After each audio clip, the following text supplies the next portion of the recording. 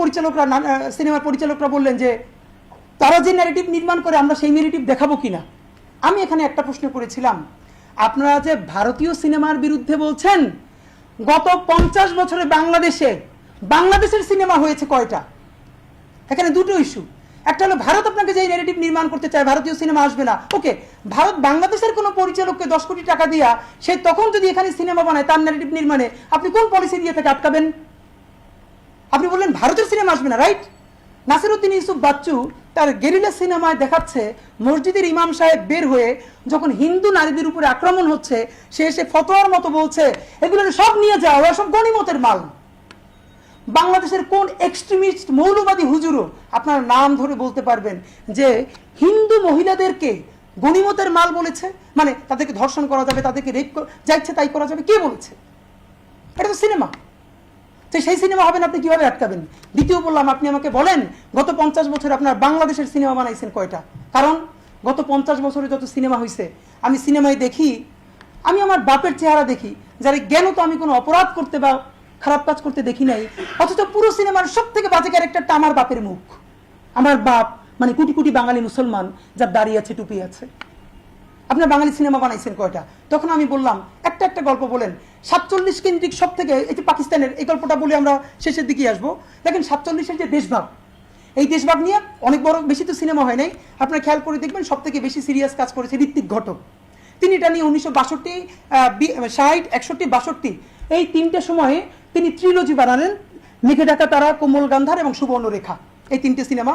আমি 2-3 বছর আগে আমার একদম আগ্রহের জায়গা থেকে এই কিন্তু যত সিনেমা আছে আমি নোট নিয়ে দেখেছি। সেইখান থেকে আমার মেমোরিতে বলতে পারি, আপনারা নিজেরা কেউ জানেন কিনা, ধরেন যখন 47 হলো, বাংলাদেশ থেকে লক্ষ লক্ষ হিন্দু জনগোষ্ঠীর মানুষ তারা কলকাতায় চলে গেল। এর মানে তাদের ঘর বাড়ি দীর্ঘদিনের আপন স্মৃতি ছেড়ে তাদেরকে যেতে বাধ্য হলো। এটা একটা গল্প। আচ্ছা, ভারতে যেসব মুসলমানরা ছিল তারা কি কেউ পাকিস্তানে এসেছিল? মানে এই পূর্ব পাকিস্তানে, এই বাংলাদেশে 47-এ এসেছিল? একটা সিনেমা পারলে বলেন 47 থেকে শুরু করে এখন পর্যন্ত হয়েছে, যেই সিনেমায় প্রত্যেকটা সিনেমায় পোট্রে করা হয়েছে বাংলাদেশ থেকে পশ্চিমবঙ্গে যে হিন্দুরা যাচ্ছে তাদের ঘর ছেড়ে, বাড়ি ছেড়ে, আত্মীয় স্বজন ছেড়ে, কি করুণ পরিণতি, তারা খালি হাতে চলে যাচ্ছেন। এর চেয়ে তো মর্মান্তিক গল্প আসলেই নাই ভাই। 60% ছিল যারা বাংলাদেশ ছেড়ে ভারতে গেছেন, মহাজির তো অলমোস্ট 40% ছিল যারা ভারত ছেড়ে পাকিস্তানে আসতে হয়েছে ঠিক একইভাবে, যাদের হাতে কিচ্ছু ছিল না। একটা সিনেমা আপনি পাবেন না যে এই সিনেমায় পোট্রে করা হচ্ছে ভারতে ঘর বাড়ি আত্মীয় স্বজন ছেড়ে পূর্ব পাকিস্তানে এসে হাজির হয়েছে শূন্য হাতে। সেই সাফারিংসের গল্প একটা সিনেমায় নাই। অথচ এখন দেখেন পশ্চিমবঙ্গ যখন সিনেমা বানাবে তখন তো সে তার ন্যারেটিভ বলবেই।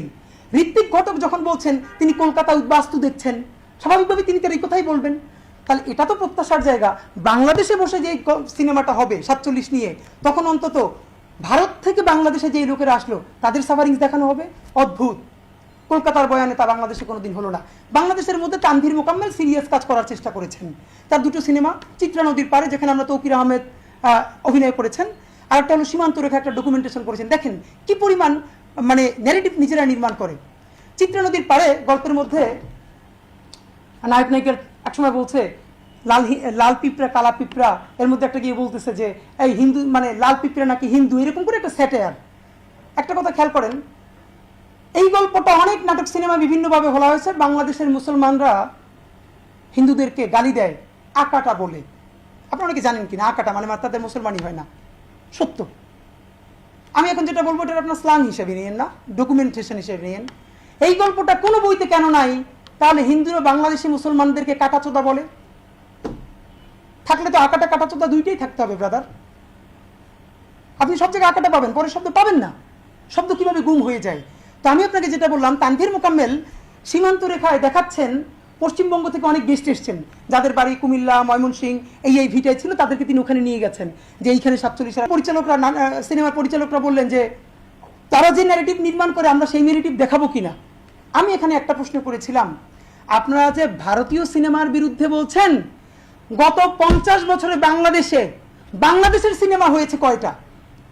এখানে দুটো ইস্যু। একটা হলো ভারত আপনাকে যে ন্যারেটিভ নির্মাণ করতে চায় ভারতীয় সিনেমা আসবে না, ওকে, ভারত বাংলাদেশের কোনো পরিচালককে 10 কোটি টাকা দিয়া সে তখন যদি এখানে সিনেমা বানায় তার ন্যারেটিভ নির্মাণে আপনি কোন পলিসি দিয়ে থেকে আটকাবেন? আপনি বললেন ভারতের সিনেমা আসবে না, রাইট?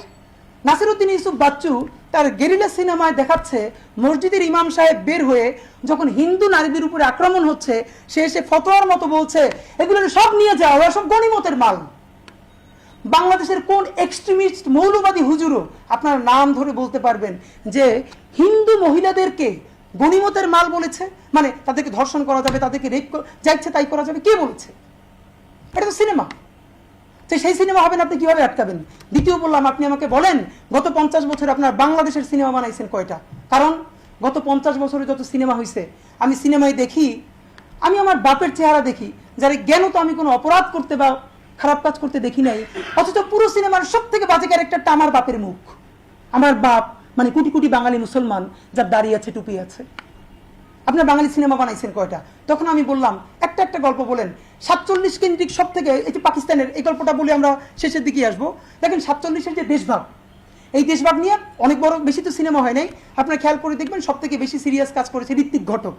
তিনি এটা নিয়ে 1962, 60, 61, 62 এই 3টে সময়ে তিনি ট্রিলজি বানালেন, মেঘে ঢাকা তারা, কোমল গান্ধার এবং সুবর্ণরেখা, এই 3টে সিনেমা। আমি 2-3 বছর আগে আমার একদম আগ্রহের জায়গা থেকে এই কিন্তু যত সিনেমা আছে আমি নোট নিয়ে দেখেছি। সেইখান থেকে আমার মেমোরিতে বলতে পারি, আপনারা নিজেরা কেউ জানেন কিনা, ধরেন যখন 47 হলো, বাংলাদেশ থেকে লক্ষ লক্ষ হিন্দু জনগোষ্ঠীর মানুষ তারা কলকাতায় চলে গেল। এর মানে তাদের ঘর বাড়ি দীর্ঘদিনের আপন স্মৃতি ছেড়ে তাদেরকে যেতে বাধ্য হলো। এটা একটা গল্প। আচ্ছা, ভারতে যে সব মুসলমানরা ছিল তারা কি কেউ পাকিস্তানে এসেছিল? মানে এই পূর্ব পাকিস্তানে, এই বাংলাদেশে 47-এ এসেছিল? একটা সিনেমা পারলে বলেন 47 থেকে শুরু করে এখন পর্যন্ত হয়েছে, যেই সিনেমায় প্রত্যেকটা সিনেমায় পোট্রে করা হয়েছে বাংলাদেশ থেকে পশ্চিমবঙ্গে যে হিন্দুরা যাচ্ছে তাদের ঘর ছেড়ে, বাড়ি ছেড়ে, আত্মীয় স্বজন ছেড়ে, কি করুণ পরিণতি, তারা খালি হাতে চলে যাচ্ছেন, এর চেয়ে তো মর্মান্তিক গল্প আসলেই নাই ভাই। 60% ছিল যারা বাংলাদেশ ছেড়ে ভারতে গেছেন, মহাজির তো অলমোস্ট 40% ছিল যারা ভারত ছেড়ে পাকিস্তানে আসতে হয়েছে ঠিক একইভাবে, যাদের হাতে কিচ্ছু ছিল না। একটা সিনেমা আপনি পাবেন না যেই সিনেমায় পোট্রে করা হচ্ছে ভারতে ঘর বাড়ি আত্মীয় স্বজন ছেড়ে পূর্ব পাকিস্তানে এসে হাজির হয়েছে শূন্য হাতে। সেই সাফারিংসের গল্প একটা সিনেমায় নাই। অথচ এখন দেখেন পশ্চিমবঙ্গ যখন সিনেমা বানাবে তখন তো সে তার ন্যারেটিভ বলবেই। ঋত্বিক ঘটক যখন বলছেন তিনি কলকাতা উদ্বাস্তু দেখছেন, স্বাভাবিকভাবে তিনি তার এই কথাই বলবেন। তাহলে এটা তো প্রত্যাশার জায়গা। বাংলাদেশে বসে যে সিনেমাটা হবে 47 নিয়ে, তখন অন্তত ভারত থেকে বাংলাদেশে যে লোকেরা আসলো তাদের সাফারিংস দেখানো হবে। অদ্ভুত, কলকাতার বয়ানে তা বাংলাদেশে কোনোদিন হলো না। বাংলাদেশের মধ্যে তানভীর মোকাম্মেল সিরিয়াস কাজ করার চেষ্টা করেছেন। তার 2টো সিনেমা, চিত্রা নদীর পারে যেখানে আমরা তৌকির আহমেদ অভিনয় করেছেন, আর একটা হলো সীমান্ত রেখা, একটা ডকুমেন্টেশন করেছেন। দেখেন কি পরিমাণ মানে ন্যারেটিভ নিজেরা নির্মাণ করে। চিত্রা নদীর পারে গল্পের মধ্যে নায়ক নায়িকার একসময় বলছে লাল পিঁপড়া কালা পিঁপড়া, এর মধ্যে একটা গিয়ে বলতেছে যে এই হিন্দু মানে লাল পিঁপড়া নাকি হিন্দু, এরকম করে একটা স্যাটায়ার। একটা কথা খেয়াল করেন, এই গল্পটা অনেক নাটক সিনেমা বিভিন্নভাবে বলা হয়েছে। বাংলাদেশের মুসলমানরা হিন্দুদেরকে গালি দেয় আকাটা বলে। আপনারা অনেকে জানেন কিনা আকাটা মানে তাদের মুসলমানই হয় না, সত্য। আমি এখন যেটা বলবো এটা আপনার স্লাং হিসেবে নিয়েন না, ডকুমেন্টেশন হিসেবে নিয়েন। এই গল্পটা কোনো বইতে কেন নাই? তাহলে হিন্দুরা বাংলাদেশি মুসলমানদেরকে কাটাচোদা বলে। থাকলে তো আকাটা কাটাচোদা দুইটাই থাকতে হবে ব্রাদার। আপনি সব জায়গায় আকাটা পাবেন, পরের শব্দ পাবেন না। শব্দ কিভাবে গুম হয়ে যায়। তো আমি আপনাকে যেটা বললাম, তানভীর মোকাম্মেল সীমান্ত রেখায় দেখাচ্ছেন পশ্চিমবঙ্গ থেকে অনেক গেস্ট এসছেন যাদের বাড়ি কুমিল্লা, ময়মনসিংহ, এই ভিটায় ছিল, তাদেরকে তিনি ওখানে নিয়ে গেছেন যে এইখানে 47 না না আমরা রাজাকার না, আমরা মুক্তিযোদ্ধা। তারা বললেন তুমি কে আমি কে, রাজাকার রাজাকার। কে বলেছে স্বৈরাচারটা পরে অ্যাড করা হয়েছে। সেই রাত্রের সাক্ষী আমি। আক্তারকে আমি ফোন দিয়েছি, আমার সাথে জাবের আছে। রিক্সা থেকে যখন ঢুকছে মৎস্য ভবনের দিক থেকে, মেয়েরা রোকেয়া হল থেকে অন্য অন্য হল ভেঙে যখন মিছিল করলো, দেখি রান্দা চাপাতি নিয়া ওইদিকে ট্রাকে জড়ো হয়ে গেছে। আক্তারকে ফোন দিয়ে বললাম জলদি মিটিং ক্লোজ করো, ঢুকে যেতে বলো সবাই হলে, এখনই অ্যাটাক হবে। সেদিনে স্বৈরাচার পরে যোগ করা হয়েছে। সুতরাং তার কাছ থেকে ভ্যালিডেশন নিয়ে নিজের সার্বভৌম সংস্কৃতি তৈরি করা যাবে না। কথা সর্বশেষ এটাই, শাহবাগ মানে শাহবাগ কোনো জায়গা নাই, সারা বিশ্বের সেই সব জমিন যেখানে ফ্যাসিবাদ উৎপাদন হয়।